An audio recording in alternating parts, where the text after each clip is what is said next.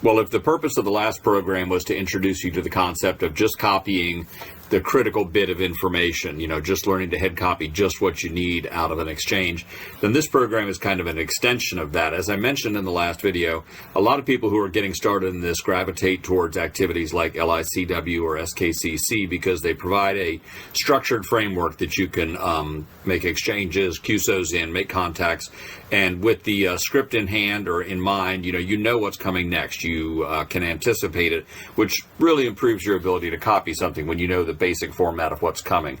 You're not getting hit with just random stuff out of the blue and wondering what it is. So this program builds on the previous program, except that what it is it is built around those QSO protocols. So if you go Google SKCC QSO protocol or LICW QSO protocol, you'll quickly find some information, a PDF usually showing you of what the format the QSO takes. And I think the clubs encourage their members to use this because it makes things easier for everybody. Now, I'm not a member of either one of those clubs, so what do I know? But I'm just basing this on what I read.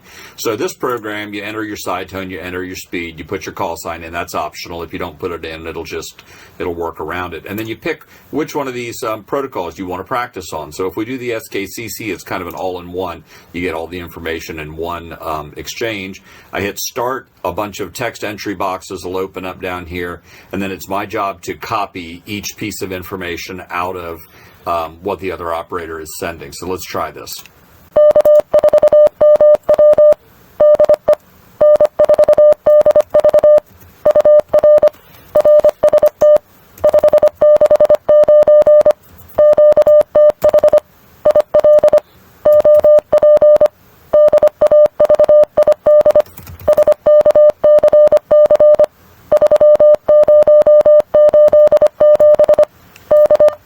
Okay, so you see what I did there? Each time it sent the next critical bit of information, I just typed it in, and I watched for these green arrows to pop up to let me know I'd gotten that right, that I was correctly copying it. Then I hit tab to go to the next window. Now, if you get stalled out on one, or if you copy one wrong, or the X mark stays there on the right instead of the green check mark, just hit F5, F6, or F7, and it'll send it all over again.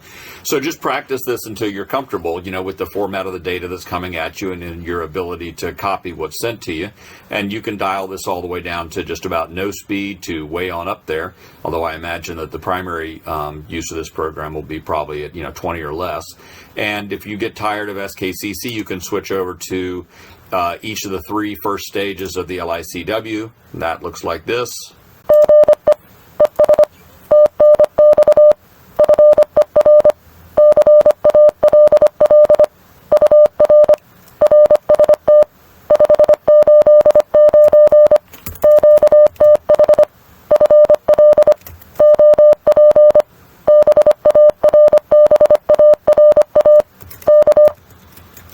Barbara, is that right? Okay.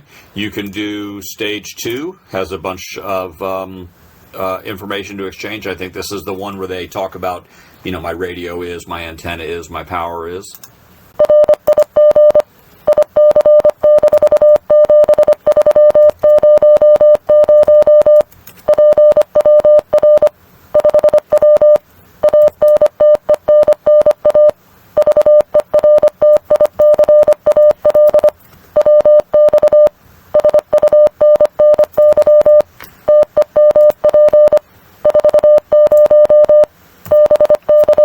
Okay, and then the final stage is the one that's just, my age is this and I've been a ham since this.